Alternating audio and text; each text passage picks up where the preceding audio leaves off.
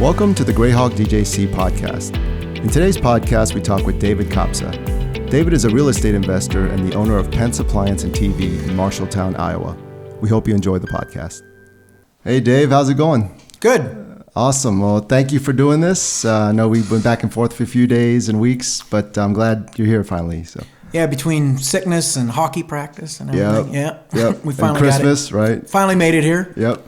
So let's have everybody get to know you and go all the way back. Tell us where you're from, where you grew up, and we'll start from there. Yeah. Okay, so I grew up in Marshalltown, Iowa. Okay. So anybody listening from Marshalltown, I guess, shout out. So grew up there through high school, went to Northern Iowa.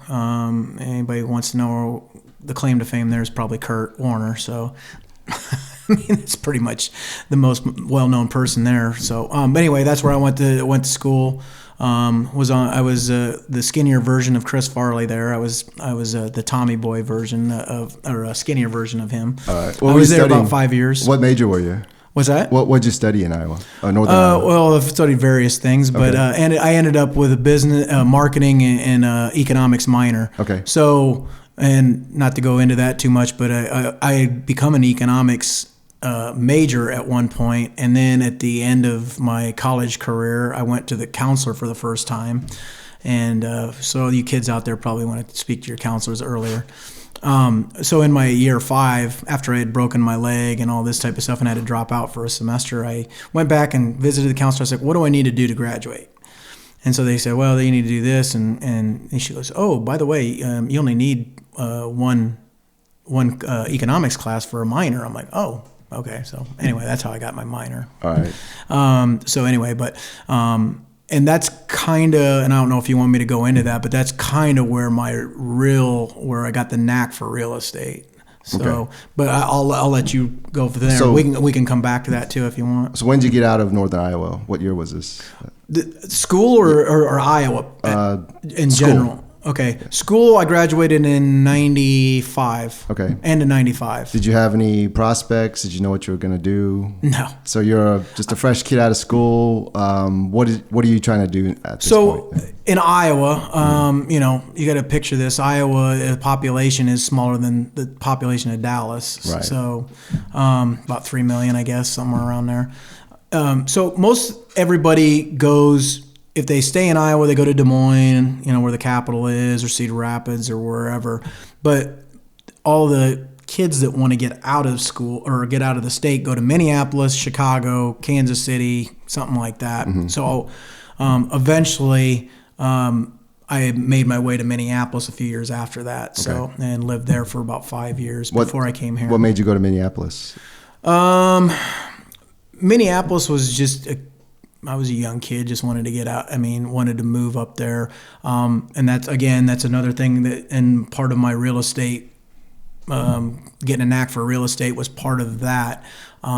Moving up there with a relative that had a business up there, mm-hmm. and working on the multifamilies up there, helping gut the apartments and all that type of stuff. And that was, again, another thing that kind of snowballed into what I wanted to do. How long were you in Minneapolis for? 5 years. And you were renovating properties up there? Now these weren't my properties. Right. This was, I got a place to live while I found my place that I would move into. I lived there for about, 3 to 6 months, and a relative gave me a place, and so I stayed there and worked on these. Kind of got a feel for how everything, how he did business. Mm-hmm. And then eventually I got a job in construction doing stuff and got my real job and started working from there. So, what was your real job that you got? I started in the home improvement industry. I was doing basically windows, doors, stuff like that. I would go in on appointments and go in and do my pitch. Were you working for someone else, or this is your? Yeah, I was working for somebody else. Right. It was a good job. I liked it a lot, and it was kind of one of those things where you get business degree and everything, but I didn't want to be a suit and tie guy, which I did when I first moved here, which we may get into or may not, but it didn't last very long. I'm not a cubicle guy. But I always liked the construction side of things, if that makes sense. And so, long story short, that kind of how, again, each one of those things I just described there was little bits and pieces of college and moving to Minneapolis and everything that kind of built what I wanted to do, even if I didn't know it at the time. But I had an inkling of, hey, when I got money someday, I want to do this, that type of thing. Right. If that makes sense. So anyway. So you're 5 years in Minneapolis, and then from there you come to Dallas, right? Yep, that was 2001. What made you come to Dallas? The weather. Okay. I'll be honest with you. So I had a friend that lived here, and he, he kept calling me, and that was back when Priceline was new. I'd get on Priceline, and I was, young, single. I could fly anytime I wanted, basically. Right. I was flying down here round trip for $150, $200. I'd come down here for a weekend, and I came down like 3 or 4 times. For those of you that remember the 2001 New Year's freeze, I was down here for that. And then April 2001, I think it was, I moved down here, got an apartment in North Dallas. So you just decided one day, I'm just going to be in I Dallas. talked to my dad, and my dad was like, your mom and I, would rather you be around here. But he was kind of, as a dad does, he goes, you're not married, you don't have kids. He goes, if you're going to do it, you're young, do it now. Right. So that's kind of what happened as far as what moved down here. There wasn't really anything down here. I liked the weather, although I was down here when it froze on New Year's. But just being honest, the girls down here were great, and it was warm, and that was it. Right. So there wasn't really any real reason other than that. I was just young and dumb and looking for something to do, I guess. So you come to Dallas, as far as jobs or what's keeping you busy all day, I guess? Yeah, so I mind you, I moved here in 2001, so we all know what happened in 2001 in September. So I came down here, and this is where my advertising job came in, where I was wearing a suit and tie and all this type of stuff, which I was kind of kidding myself that's what I wanted to do. I had all these suits. So you got a white collar, 9 to 5, real office job. Right? Got a job. Yep. I was, at the time, I still had commissions being paid, so I wasn't in a huge hurry to get a job. I mean, I was looking for the right job. And so I got here in April, got set up and everything, going out with my friends, having on the weekends, what young people do. And, then basically what happened is I got a job, and I think this was, when was that? It was right before September 11th. So it was, I think I did my training. I was doing my training when that happened. So I took an advertising job. I started, me and another guy, I remember, we're sitting there, and we were not too far from here in a cafe. I can't remember where exactly, but it's probably within a mile or two of here. Actually on the other side of 75, but and we were all watching it on TV as September 11th happened. Right. And it was kind of like that. And, we were talking afterwards. We went out to a bar and had some food and all that type of stuff. And, I started thinking about it. And I'm like, this isn't good for us.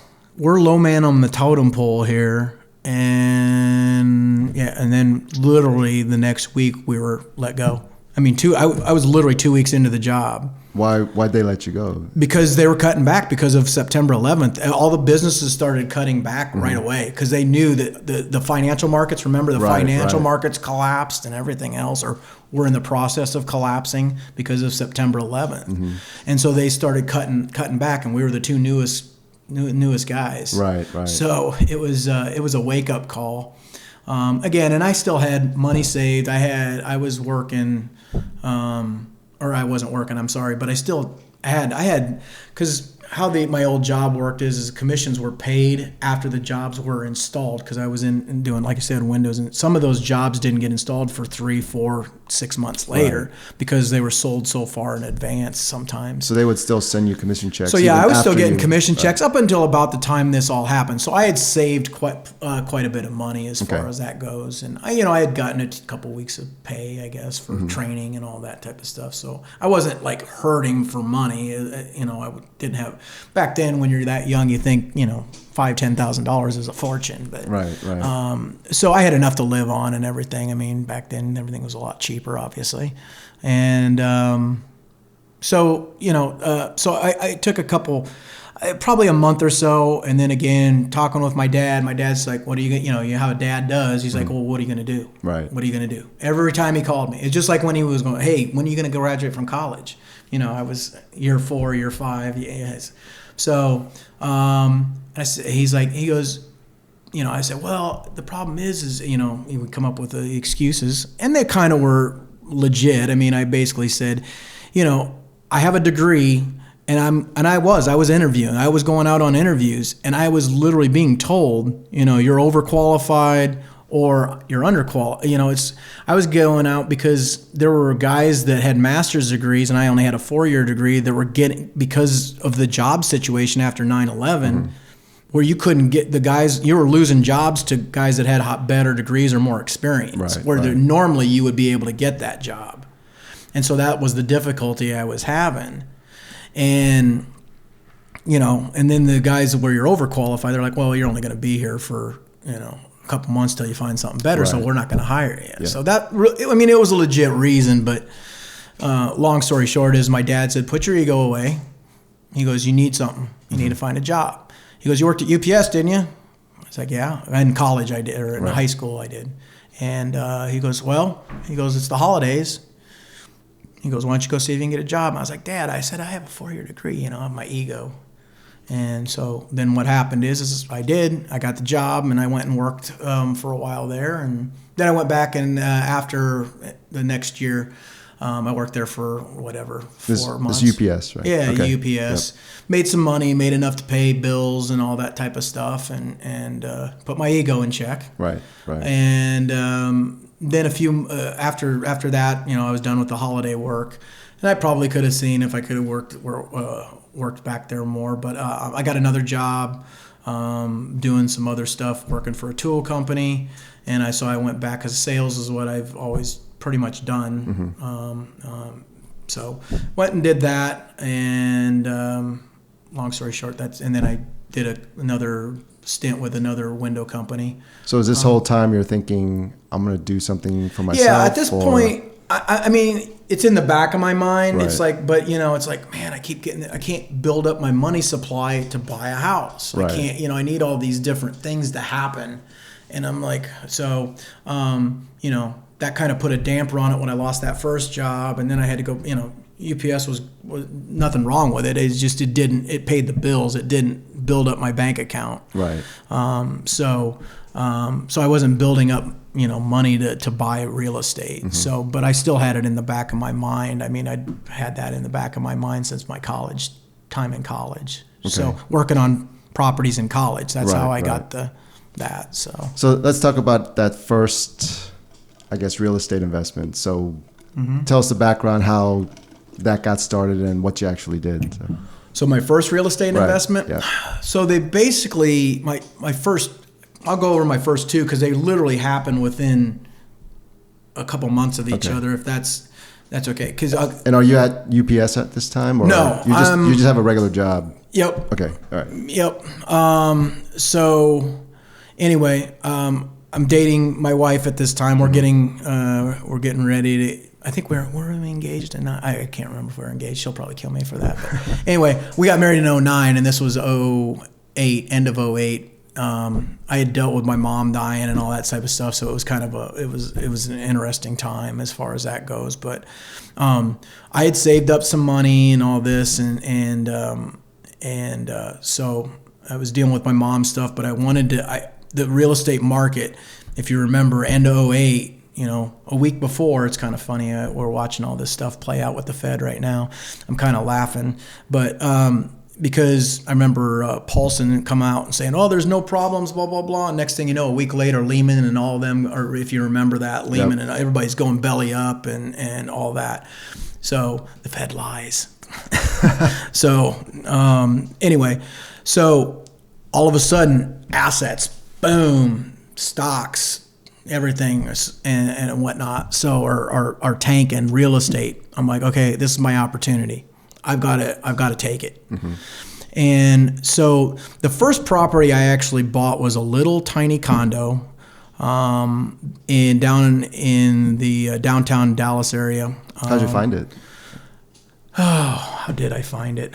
Boy, it's back at end of 2008, so I'm trying to think, how did I find that? I had a friend that was a real estate agent. I can't remember if he found it, or I'll be honest with you, I can't remember how I found that one. Okay. I think he did take me to, or maybe I found it on Craig's. I don't remember. I'll be honest. I just can't remember. But my friend, who's a real estate agent, took me down there to look at it, and it was in a great area that hadn't been developed yet. I guess it was right next to. I'm literally right down from 700 to $1 million homes. Down by White Rock Lake, if you know where that is. And it was kind of on the border where, it was a little bit, sketchier, I guess. Right. If you know Dallas, that's kind of how and that's a lot of cities are like that. But anyway, so I bought this first one. It was a little 1-bedroom, and I bought it for $16,000. Oh, wow. Just straight cash. No down payment, no loan, anything. Yep. Okay. $16,000. I was like, okay. I had construction background. I'm like, the only way I can make this work is if I do the work. I didn't have a ton of money. Right. So I had that, and I wanted to get another property. So I'm like, okay, I'm gonna have to do all the work myself. So it was a 1-bedroom. I priced it out, and I'm like, I think I can do this all myself and do it for about $5,000. What kind of condition was it in? Yeah. It was in pretty rough shape. It was a Bank of America foreclosure. Okay. So it was pretty bad off. I remember the story of the crazy lady that lived there. They said she used to run a wire out to try to get the cable off of. I can't remember. It was a crazy. There was a crazy lady that lived there. Anyway, so it stunk. I mean, it was it needed. I basically took out all the flooring, which had carpet in there that was just disgusting. Right. Ripped it all out, took all the carpet tack, all that type of stuff, and basically redid all that. And then I went in. I had to have a few things done that I wasn't familiar with on some of the plumbing stuff and whatnot. So I paid a little bit to have some of that done. Sanded down all the cabinets, restained them myself. Made sure after the carpet was all pulled up, I went down and I put tile in throughout the apartment. Did some vinyl flooring in the bathroom, but changed out fixtures, vanity, that type of stuff. But I don't think overall. I think I spent $5,000 or $6,000. Okay. Was the total amount I invested. So I was all in for about 22, roughly. How long did the refurbishing take you? Just a hint, people. It takes longer than you ever think, so always factor that in. Mm-hmm. Once you get good contractors and crews, usually it's a lot more reliable, which you eventually get to. But and obviously age and kids and marriage, you get to that point. But I guess we can get to that at a different point. But I think it probably took me. I think I was done in 6 to 8 weeks. Okay, and that's you going every day. Yeah, maybe not quite every day, but pretty close to it. Okay. I was probably down there. In fact, I think at the time me and my wife weren't married. I think I slept down there one day because it was just because where I lived, it was still, even back then when gas was a lot cheaper. I mean, it was still it was about a 35, 40 minute drive down and another back. So it was like, I think I stayed down there once. I think I took my sleeping bag. I can't remember, but that was when I was younger and could do that. But anyway, so, and then I did that and then put it up for rent. I think I put it on Craigslist and I had it rented right away and I was off to the races. So how long do you think? A few days? Yeah, it might have been a couple weeks. I mean, because I went through, I got a piece of advice from a guy, and he said, and I still stick to this today, and I'll stick by this. He said, he goes, look, he goes, I went to my first investor meeting, and he's like, look, he goes, when you do your first investment, and he goes, and this is something I've been doing for 10 plus years. He goes, my piece of advice to you is, because I was asking him about, where do I set the rent? Where do I do that? I wasn't a real estate agent at this point, I was kind of figuring it out. So, but he goes, the one thing I'm going to tell you is, he goes, if you want to keep your place rented, don't go right at market rent or even try to get above that. He goes, if you got a mortgage or not, you've got, insurance, you've got taxes. In this case, I had an HOA. So I had all those things. He goes, once you go a month past, you've already blown through all the money, and now you're into month 2. Mm-hmm. It's not worth it. He goes, for $50. And I still live by this today. I've literally only went 1 or 2 times more than, I think, 6 weeks. Okay. As far as renting it. A renter. Yeah. I mean, I had one time where I screwed up when I didn't do my due diligence, and it ended up biting me in the butt, which we can discuss if we want or not. But what was your first rent? How much were you renting the place out for? Oh man, that little 1-bedroom, I think it was $5. It wasn't much. It was $525 or something like that. And that covered. Yeah, because I had cash. Cover insurance. So I had cash. So I think at the time the HOA was just over like $110. Okay. So I had that. The taxes were nothing. I mean, they were like, I don't remember. They were less than $50 a month. I mean, right. And then I had HOA, we already covered HOA. And then insurance, I already had blanket insurance. So for those that are buying condo insurance, I think my insurance with USAA at that point was like, oh man, I think it was $250 a year. Right. So it wasn't much. So being I paid cash for it, I still was making, like $300 a month or whatever. How much deposit did you make the renter pay? Usually it was a full month. Okay. So this is your first property. You fixed it up. You're making, after everything's said and done, you're still making about $300 a month. Yep. So that's actually pretty good, actually, for your first investment. Not bad. Yep. So I was off, and then do you want me to go over the second, the one I bought ahead. right after that? So the one thing I was like, man, this was a great deal. I'm gonna keep my eye open for other ones in that complex. Okay. And that I'll lead to that because that was my third and fourth properties that I bought. Just real quick, did you form a company to do this, or was it just you as a sole proprietor? I did eventually. Okay. I did do an LLC. Okay, so the first deal though is just you by yourself, just running. Okay. Yeah, because at that time me and my wife weren't married, so it was just in my name. Right. Which you live and learn at that point, and then I got some advice about putting it in an LLC and all that type of stuff. So. Sure. So I had a lawyer. Anyway, I'll get into that if you want later. But so my next one, which some of your audience may be interested in, was more of a creative financing because I didn't have a whole lot of cash left. Right.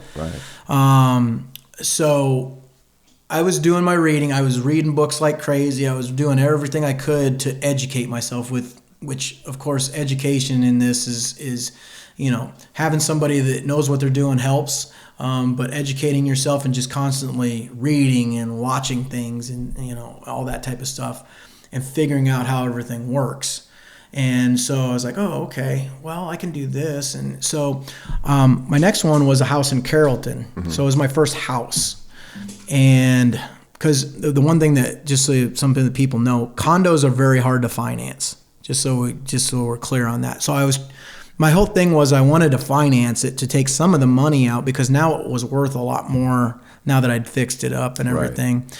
But you're not going to get too many banks that are going to give you a $50,000 loan. That's at that time was a minimum, and it's higher. Was a higher percentage, and there's a lot of things that go into buying a condo. Just for your audience to understand, there's a lot of factors that go into doing financing on those. So they're very hard to do, and the mortgage people hate them, just so you know.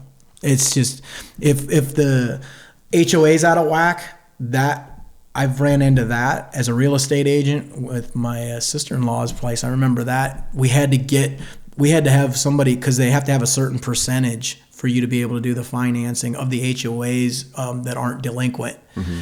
It's a mess. So anyway, I'm not saying don't do condos, but just bear that in mind if you're going to buy a condo. But and you're talking about a cash out refi. Yeah, just any mortgage period is hard to do on. It's easier if it's your primary. That's with anything. Primary residence is obviously a lot easier, but they're probably going to, at the very least, require more down on a condo. So there's a lot of things that go into that as far as that goes. But anyway, so I got this house through a guy. He was a friend of my real estate agent friend. Okay. He's like, look, he goes, there's a lady, she's going to lose the house. Her husband died, and basically he put it under contract, and I mean, I didn't know how much he bought it for, all that type of stuff. He's like, oh, look, he goes, it'll be, he goes, we're selling it for basically what's owed on it, and plus $5,000. Okay. And I'm like, okay, I can come up with that, I think. So, but I went in and looked at it, and a lot of damage. Her husband, I can't remember what it was, but he had, I can't remember what it was. He had where he got violent. He punched holes in the walls and all this type of stuff. And it was very sad. She's a very nice lady, but she was going to lose the house that they had lived in for 15 years or something like that. So anyway, the guy that I had that walked me through it, he goes, look, for $5,000 you take over. So basically, what I did was I assumed the mortgage. Right. How much did it cost total? Well, just to take it, I negotiated with him because he was taking his fee, obviously. Right. I think I ended up giving him $3,500. So $3,500. He reassigned the contract that he had put under with her. You'll hear it different ways, and different states have different laws on this, and it's basically the what they call it now, because when they eliminated most of the assumable mortgages, people went to what's called subject to the existing mortgage. I don't know if you've ever heard of it, but that's how I bought it. Okay. Now I don't know, I haven't done one of those since then, but I know lots of guys that did. But basically what you're doing is you're taking over the mortgage, and so we gave her, I think it was an extra $5,000, and so we could help her move out she had another apartment already picked out, but she needed the money to be able to move out. And so the agreement is within, I think it was 2 or 3 years, I would refinance it into my name, and that's what we did. Okay. I think we did it sooner because I really wanted to get her money and get it so she was done with it. And I stayed in contact with her and everything like that, as far as that goes, but not to go into too many details because we'd probably take up the whole night on it. But so I basically, it needed a lot of work. It needed a foundation, like a lot of things in Carrollton. And if the older Fox and Jacobs houses, they all need, at some point, need a foundation work. And this one, it needed the whole house. So I was like, okay. I bought it, and I'm like, how am I going to do all this? I was like, I knew I had a few avenues. So long story short is I had a insurance policy that I had that was about $7,000-8,000. I cashed it out, used that. What else did I'm trying to remember. It's been a long time since I did that. What was the insurance policy for? It was just a life insurance policy. Okay. I think I had $7,000-8,000 in it, and I had a little bit of cash still as far as that goes. Okay. And whatnot. So anyway, I used it, and I think I ended up spending close to. So all in all, I think with what I gave the money down and everything, I think I put 30. I think it was about 30,000 total. Okay. Was what I ended up putting. And that's not the fixing up part either. No, that is the fixing up. That's with the fixing up. Okay. That's when things were cheap. That would now probably cost you closer to 50 now. Right. But this was, this is back in 2009. This was right after I bought. This was within 6 months of me buying that first condo. Okay. So anyway, and that's what happened. A couple years later, I refinanced it, got her out. She was ecstatic and everything else. Well, and a lot of people were like, "Well, that's terrible." I'm like, she would have lost the house. And this guy bought, and she was ecstatic that she got out. She didn't lose the house. Somebody else, a nice family, I ended up selling to. Mm-hmm. 8 years later, I guess it was 17, 18. Anyway. So after you took over the mortgage, what was the monthly cost? I think it was... Because now you have to assume the mortgage payment and insurance. Everything. Yeah, I signed a contract, meaning I take full responsibility for all this. And so anything as far as that goes, I contacted the bank and told them that this case, and a lot of people will get into it, and I real quickly, just briefly, a lot of people will say, well, you got your due on sale clause. Every contract, after they stopped assumable mortgages, did a due on sale clause. So what that is basically says the mortgage, if it ever changes hands, they have the right to call the note, right, and ask for full payment. So I had decent credit at that time, but not great, but decent. I was still fairly young, so I didn't have a huge credit history at that point, but I guess I had a little bit. But anyway, so. And at that point, when I refinanced, me and my wife were married, so we refinanced it together. So that helped, because at that time, I think she had better credit than me anyway. So we refinanced it, redid it, but we were up front with them and said, hey, this is what we're doing, and they were fine with it. They didn't, and then I got her, the lady that I bought it from, to give me permission to talk to them and say, hey, anything that came up like an escrow payment or something like that, I needed to talk to them. I didn't have to call her every time and do all that.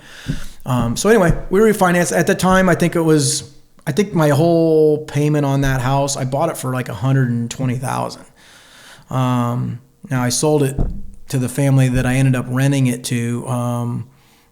I ended up just if you want to know what I sold it for, I ended up selling it for $235,000. How much later on down the road was it? Was the sale? That was 2018, I think it was. Okay. It was about. I lost track in COVID. I can't remember. I think it was 18. So you still held the house for a while? Yeah, I held the house. I think I refinanced it somewhere. I think it was right around 2011 or 12. So I held on to it for about another 6 years. Okay. But you always had a renter, though. I always had a renter. I had 2 renters that stayed a year each, and then I rented it to the family that I ended up selling it to. And so anyway, that was it on that. But my total payment on that was about $1,100, I think, was what she had. And I think I was renting it for $1,450, which is insane now, looking at what they rent that house for now. Yep. Or would rent it for. So anyway, so that's what it was. When I refinanced, it was pretty close to that. It was because the rates were low, and at that time, I think we were still at 4. So this is now 2 properties, and you're still making a net gain on each of them. Okay. Yep. So you have 2 properties. Are you still going out and trying to get more, I guess, at this point? Yeah. Okay. Yeah. So what's the third one like, I guess? So, long story short on it. So what we did is when we refinanced that, we took money out of it because we had fixed it up now, and the property value had gone up. So from all my reading and everything, I'm like, okay, this is what my plan was. And so when in 2000, I think it was beginning of 2012, we refinanced it. And so what I did was, and I can't remember how much we got out of it exactly, the exact amount, but I used that to buy my next 2 properties. How was the process with the bank to refinance? Was it difficult? Did you? No. Especially when it was me and my wife, because now at this time my daughter was being born, so I was going to get my real estate license, which I got in 2012, and that was what me and my wife had decided to do, because she had worked now for the same. I guess I can say it. She works for the colony, and so at the time she had a steady job. So between that, we were able to refinance no problem, and we had decent credit. So they checked the income from the rental property, obviously the value of the rental property, and then your personal income. And then they determine if you're eligible for a specific type of loan. Sure. Okay. And here's one other quick thing, because I'll probably forget, and this is an important part. And again, I do want to stipulate, I am a real estate agent, but I'm not a lawyer and I'm not an accountant. So these things, I don't know if laws have changed on any of this stuff, but I do want to point out too is as far as it's like being an accredited investor. Once you have, I think it's a year or maybe 2 years, you can use the property you're buying. You can actually use the rental income on those. So if it has like a renter in it and you're buying it, you can now use that. You can't do that in your first even if you've only, let's say you've owned a property for 8 months, you can't go buy that property. Let's say that you're looking at buying a house and it's rented for $1,500. And, the mortgage company goes, well, it's going to be, $1,200. So, you got enough to cover it, but we can't use that right now. Okay. But I think it's 2 years, if I remember correctly. Now, that may have changed. But after 2 years, when we refinanced, we could use that income from that property and my other property, even though we had already owned that one. But the ones that I went to buy also had renters in them. I found 2 more of those condos that came on the market within the year of, so within that 2-year period, about a 2-year period or whatever it was, I had 4 properties because I refinanced that Carrollton house, used that money out of that and bought the other properties cash with the cash I got from the refinance. Oh, okay. Right. So, and I'm still making money on both of the other ones. Right. Now I can use those 2 had renters in them. So I use the income as income between my wife's income. Like I said, I'm still getting my real estate license at this point. So I'm staying home with my daughter. She's still in diapers, all that type of stuff. I think maybe she wasn't. Maybe she was out of diapers. But anyway, she was a couple years old. So I had those. So now I had 2 renters in those. So I could use that income along with the 2 rentals I already owned. I see. So we combined that with my wife's income. And that's kind of how that happened as far as that goes. And again, they were in rough shape. I think I bought those 2 I bought a 2-bedroom, and that one was $34,000. And I bought one for another 1-bedroom. I bought for $24,000. How are you finding these properties? Are people helping you, or people just? My real estate agent friend helped me with all of these. Okay. He's the one that got me the first 4 properties, and I'll give a shout out to Gil because he'll probably hear this at some point. Yep. So Gil helped me find them. And I don't know, I don't remember if he found them or I found them, and then I said, hey, let's go look at them. I don't remember. Back then, that's kind of how me and Gil's relationship was. It was like, hey, man, I saw this one. So you were always actively looking for stuff. Oh, yeah. I was at this point, I had that taste, Right. and I was getting my real estate license. So at this point, I knew what I was doing. I knew what I was going to do. Real estate was it. That's what I was going to do. So basically at that point, I bought those 2 properties with the cash I had from the cash out refi from the Carrollton house. So now I had 4 properties. Right. And so now I've got 4 properties and as far as that goes. And then I don't think I bought another one there was kind of a lull in between 2012 to 2014. I didn't buy anything. I had to build up some cash again. So I was building up cash from these rental properties. And I started as a real estate agent. I was helping friends and family. I wasn't making a ton of money. That was never my goal, was to be a full-time real estate agent. It was also getting the real estate license was for investment and to help friends and family, and that was about it. That's about as far as I took it. So I wasn't making a ton of money, but enough to help pay the bills and all that. And then we had my wife's income and the rental income. So we built up a little bit more money. Are you using a company to help maintain the properties? Or are you doing everything No, I'm yourself? doing it myself because at this point I'm licensed. I'm a licensed realtor. In 2012, I got my license. Okay. So at this point, I'm doing all that stuff. I'm also doing the work on the properties and everything else. Any weird calls late at night saying this broke or that broke? Okay. Oh, yeah. Yeah. Hey, the toilet's running. You get those. Okay. But my philosophy is still this, to this day, is I go in and do the work so I don't have those calls or as many of those calls, if that makes sense. Now, everybody's different. My wife jokes and calls me a slumlord and all this type of stuff, but I don't. I go in and do it because one of the things is if I'm going to refinance it, I want it to be appraised as high as possible. Second thing is I want to put a quality tenant in there. So if I'm going to put a quality tenant in there, I want to put whatever the area is, I'm going to put whatever is and they're going to pay for it. I'm not. I'm paying for it up front, but they're going to pay a higher rent. And what do I get? I get a more quality tenant that's going to take care of it. So that's what I still, to this day, that's what I do. I haven't changed that philosophy. And that was another piece of advice I got. If you do it yourself, you can trust the work's done correctly. Well, that too, but it's just as far as I don't do the work anymore. I do a little bit here and there, but I pretty much don't have time for it now with kids and all that time. How long did it take us to get this done with me taking kids to hockey and dance and everything else? Right. So, but no, I still do that today. I'll have my contractors that come in, and you get a good contractor, they're like a good mechanic. Hold on to them because they're worth their weight in gold. So, but anyway, whether it's granite countertops or refinishing the bathroom or whatever it is, putting wood floors in, it doesn't always mean you have to put wood floors in a certain area if you're starting with a little starter home necessarily, but you want it to be nice. Mm-hmm. And by spending that little bit extra, you get that better quality tenant. I want somebody that's going to be in there for 3 to 5 years. That's the average of probably most of mine. I don't want a year in, year out change. Right. So I'm basically going in there doing it, and I want them to feel like it's their house, and it is, and they take care of it. I mean, that's the bottom line of why I do all that type of stuff. So anyway, so at your peak, how many rental properties?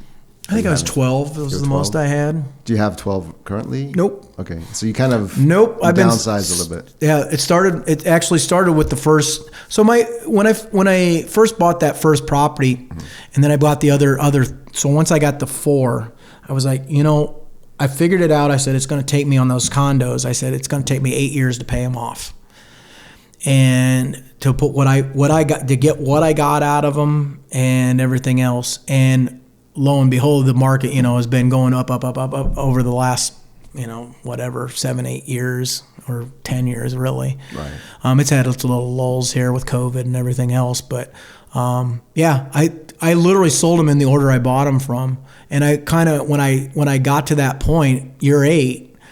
I got an offer, and it was literally, I didn't have it on the market or anything, but I had started to think about it, and I got an offer from somebody on my 2-bedroom, and I knew the area was developing a lot, and there was an apartment complex, literally 2 properties up from me that had wiped out the old crappy ones and put in these high-end apartments that were going for, I don't know, $1,500 for a little 2-bedroom. So here's my 2-bedroom that I'm renting for, I don't know, $850 or something like that, severely probably undervalued. And guy comes in and he's like, hey, are you interested in selling? And I was like, maybe. I whenever I get that, I always say, make me an offer. Right. That's another piece of advice I got now that I think about that. It's from that same guy that gave me the advice way back when. He's like, don't get emotionally attached to property. He goes, you can't. I was kind of emotionally attached to that Carrollton property. That one was a little bit harder because there was with the lady I got it from, mm-hmm. and then the family I sold it to, which I can tell you that real quick. I sold it to a family. The mother had the terminal disease that she had gotten literally when I had decided to sell it, and they were like, "Oh my God, he's gonna kick us out," and all this type of stuff, and I was like, man, I didn't cross my mind initially because I'm like, they can't. They're not going to be able to finance it, and they made it happen. I got my mortgage lady to call them and work it through with them because the daughter was the one I communicated with because she was the only one that spoke English, mm-hmm. and my lady that does most of my mortgages, Gina, which she may hear this too, she spoke to him, and my friend Gil he's the one that actually rented it to him because they. Like I said, most of them only spoke Spanish, and he spoke Spanish. So, long story short is it made me feel good that I sold it to them, and I know what that house is worth now. So they got a good value of it. I sold it for $235. It's probably worth at least $100,000 more than that right now, which kind of makes me look back and go, man, I wish I wouldn't have sold it, but but that's one of those feel good stories that I had. I helped the lady I bought it from, and then I helped the family out, which. I didn't want to kick them. And say, hey, because I was probably going to have to do that if I was going to sell it, unless I could find an investor, which sometimes that's hard to do with a family, and they want to do it their way. Mm-hmm. They're like, I want to, do this. But anyway, I got sidetracked. What were we talking about? You're not? Are you currently still actively looking for new properties right now? Right now. Yeah. Well, I'm kind of sitting idle right now. Okay, so let's talk about your Pentz Appliance, like it's a appliance company in Marshalltown, but you bought it for real estate value as well. So tell us about that, I guess. So, and that may lead to the 1031 exchanges. This was so we bought the property and the business. My business partner Tim, we were looking for businesses to partner on, and he was going to run it, manage it, whatever. And this is in lieu of all the properties that you're doing down here in Dallas. I wasn't going to have any part of it. I was just a financial partner on this. Okay. On this. I mean, we would still talk like Tim. So we still talk, but I mean, he would run. Obviously I live 750 miles away. I'm not going to be running anything. So anyway, we found this. We had another deal that fell through that we were close to on, and then this came up about 6 months later. Fell through. We were trying to do an SBA loan on it, and something fell through on it. I don't remember exactly because it was about 5 years ago. Anyway, so and then it came back up again about 3-4 months later. We found our local bank that we worked everything out with. We ended up buying the business. But for me, on going into the real estate side of it, I bought it because I wanted to develop the building. And for those that live in Marshalltown will know what I'm talking about, and some of my family's been up in. So I wanted to be part of the renovation of the downtown. And so part of my deal was when we bought the business, that was the appeal to me. I'll be honest. Not running an appliance store. Yeah, right. Not running that. And I was like, okay, well, I was like, get the business, you get the building. I'll let Tim run the business, and I'll eventually get this developed. And so that was really what it was, because we had all this space up here, and I love historical buildings and houses and everything else. And so that was what it was. We had 5,000 plus square feet upstairs that hadn't been touched in 50, 60 years.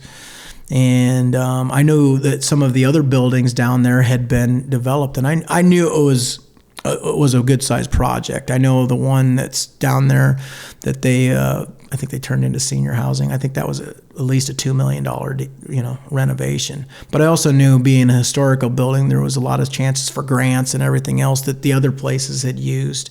So I looked at it as a challenge, and like I said, it's still a work in progress. I mean, we had to kind of turn around the business to get it the way we wanted it, and so that was a process. We went through a tornado. We went through a storm. So for those in that area know what we're talking about. So it was tough times for the area, but we weathered the storm, so to speak. And so anyway, but that was really my motivation for buying the business. Tell us about how you and Tim got the money to buy the business, I guess. So that was going into, at least on my part, Tim's, that's his own, he had his money or whatever from his accounting business or whatever. I don't even remember, to be honest with you. Mine was part of the buying, because we were buying a building. We did a 1031 exchange. So that's a tax deferment, basically, is what they call it. And so from one of my sales of my condos in 2017, I guess it was when I sold my very first one, I rolled that over, and what's a 1031, what it allows you to do is you identify so many properties. You have within the first 90 days or something like that. I think that's what it is. And then you have 180 days to close on it. So you have to identify these properties, and I identified certain things, and that was one of them I did. I was I checked with the lawyer, and he goes, I think we can manage that on the 1031. It was a little bit tricky because the business was with it.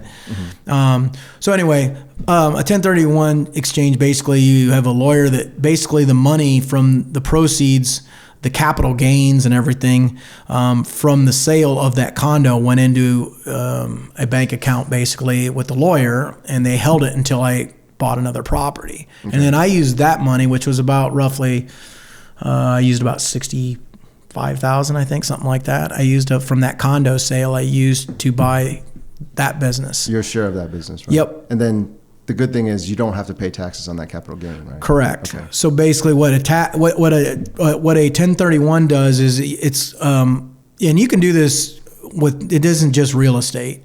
So a 1031 allows you to basically defer the payment. So for example, if you do, let's say just for round numbers, you buy a property for $100,000 and you hold on to it for 5 years and sell it for $200,000. Well, you got $100,000, just roughly, you got $100,000 in capital gains if you sell it.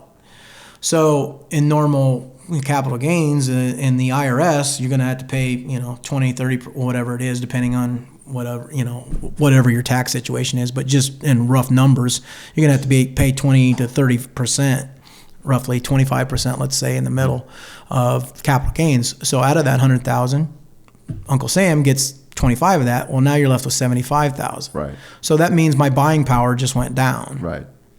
Well, by deferring it, I now have a full 100,000 to invest, and I didn't pay any capital gains on it. Right. And so you can do that. And if you want to take, say, 20, and I've done this. I've done the one I sold down in Crowley 2 years ago, I guess it was 2021. I sold. I took out. I wanted some money to buy something else, or we were doing some renovations on me and Jackie's house. So I think I took out like $25,000 cash, and I paid the capital gains on it. You can do that. You don't have to put it all into the 1031 exchange. Right.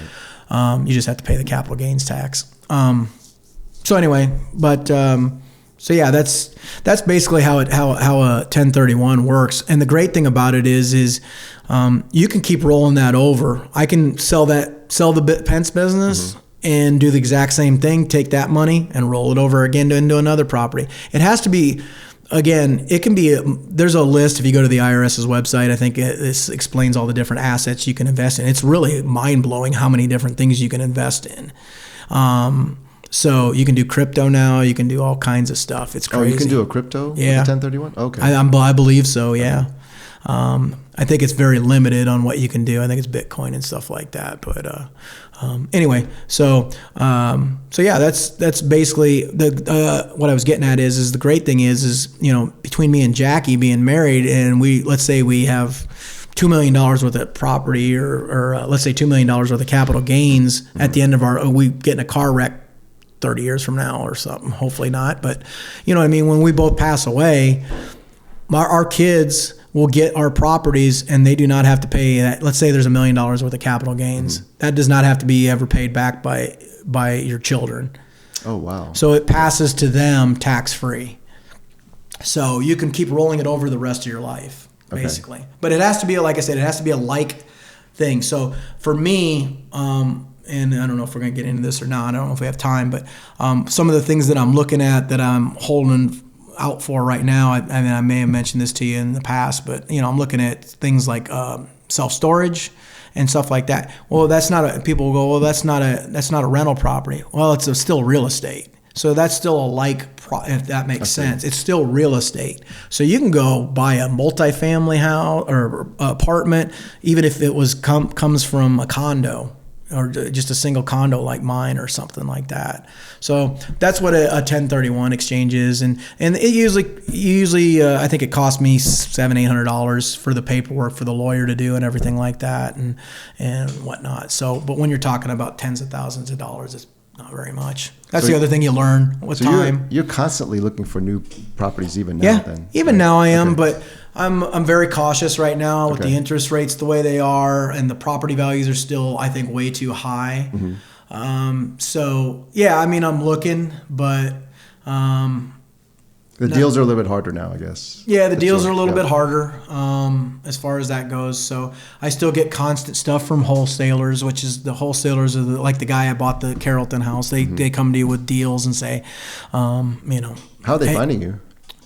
Once you get on one of their emails, they all, I get text. My wife, it drives her crazy. We get text. I got 2 texts today. Hey, blah blah blah. I got your house on Dogwood that I'm interested in, or something like that. And I'm like, oh great. I was like, make me an offer. That's what they're all. So basically, what these places do, they have them search tax records and stuff like that, and they pay they call them bird dogs.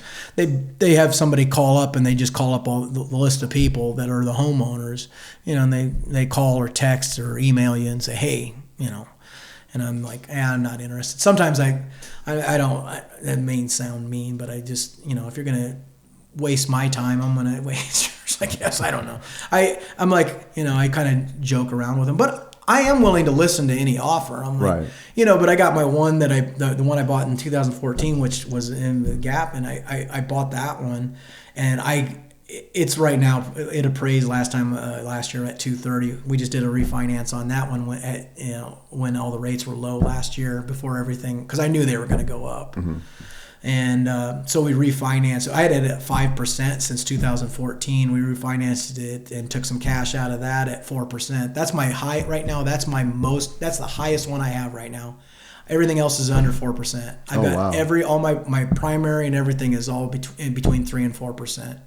So took cash out, and we bought our own. I think I told you we bought our retirement property in Colorado. Right. We're developing that right now. We're going to do a cash out refi with a local bank there that isn't linked into the Fed, that I can still get a 4% rate at, and then we'll use that money again. I figured I had time because I knew the housing market was too ridiculous. I figured I had at least 6 to 8 months to get that money back out. So anyway, that's what we're doing with that as far as that goes. But so is Pentz going to be just a labor of love because you like? Yeah. So right now we're in the process of the first grant. Mm-hmm.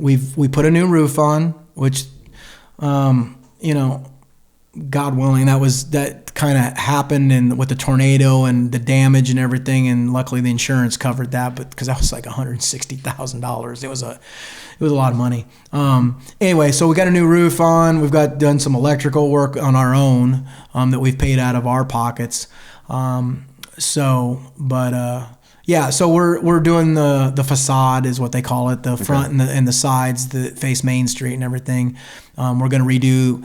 Because it's a historical building, that has to be certain, it has to be done by certain contractors. It has to be done exact, way. So what we're doing is we're taking the cement, I call it stucco. It's not exactly stucco, but anyway, that they stuccoed over the original brick. And I'm like, I want it to go back to the original brick because it looks so cool. You look at the old historical photos and everything, it's like, man, that's pretty cool. And that's kind of the way everything's trending in some of these renovations. And even here in Texas, you'll see them in some of the smaller towns where they have the squares and everything. They redo the buildings. So that's the whole point we're looking at doing.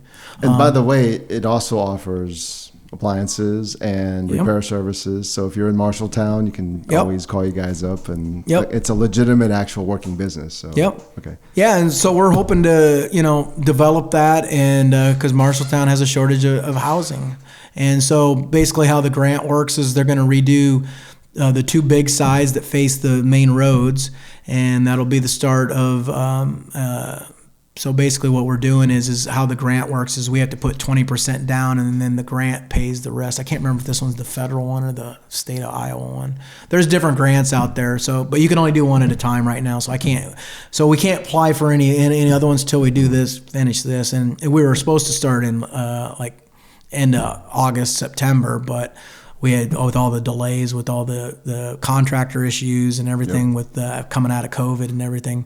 So now we're looking probably spring to get started on that. Were you going to make the above floors more office rental properties, or for the what? Are you going to make the floors upstairs more commercial, or no? Well, when we had the architect come and look at it.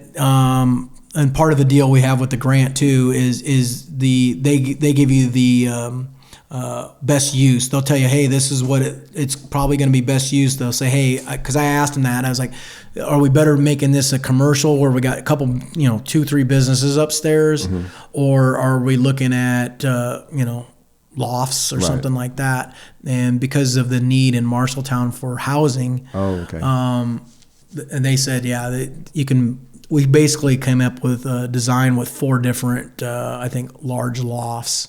For residential? Okay. Residential, cool. Basically, So you'll rent them out, and you'll have income that way as well? Yep. Awesome. Yep. Now that we've gone through everything you've done, if someone is interested in getting into real estate, investing personally, Any tips and advice on what they should look out for, how to get ready for things coming down the pipeline? Like your thoughts and advice on new people entering this place? Buy low, sell high. No, I mean, that's general.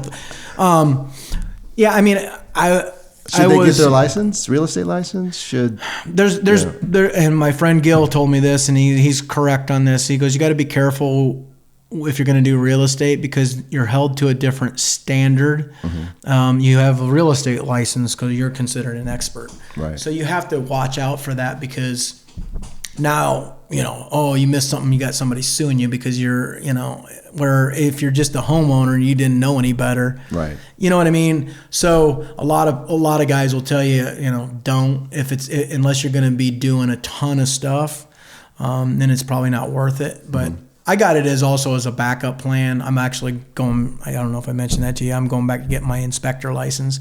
So I'm going to start doing that. And I'm going to help, again, friends and family, anybody who wants it, or anybody out there. I mean, anybody wants to call me, they're more than welcome to. I'll help them with it.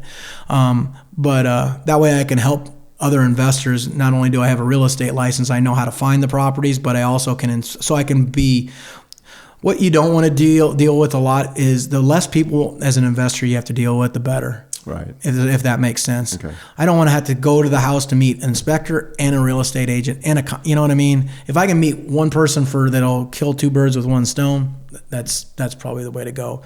But as far as piece of advice is, it's like anything in an investment. Sometimes you got to step out over the ledge. A lot of people going, oh, you did this and you sold an insurance. Well, I took it wasn't that much. I mean, it was like, okay, I bought another insurance policy. Guess what? I've got a couple of them. I got 4 of them right now. So, and we could go down that rabbit hole too. You can take loans against your insurance policy at very low rates, just so you know. You can invest in IRAs. I know we didn't really cover that. I don't know if you want to cover that, but there's many ways to do things. If you got an old IRA, you can invest in real estate too. I did that. Bought 3 properties. But as far as advice, I mean, it's, you got to do it. But the best thing I can tell you is have people that know what they're doing. If you can, that's probably the best piece of advice I can give you. If you have an agent that knows what they're doing, if you have, anybody that can help you with the process, a contractor. But also be careful. You always hear mixing business and pleasure, or not business and pleasure, working with friends and family. Sometimes do it with caution as far as that goes. But a lot of times people know people at the very least. Hey, I know a contractor. And interview them and go with your gut. When I follow my gut, I never have a problem. When I go outside sometimes, then you sometimes have a little issue here and there. But to me, real estate's from a long-term play and a short-term play, if you know what you're doing, is one of the most logical things, as far as that goes. So that's just my piece of advice. Find somebody that knows what they're doing. Go with your gut as far as that goes. All right. Well, I think that's the perfect place to end it. Okay. Thanks so much, Dave. This was really interesting, at least for me personally. Yeah, well, maybe we'll do a second one. I got another couple hours of stuff. I think we have to do another one. Yeah. And pick your brain some more. But thank you so much for this. Yeah, absolutely. I appreciate it. All right. Thanks a lot, Dave. All right. Thanks.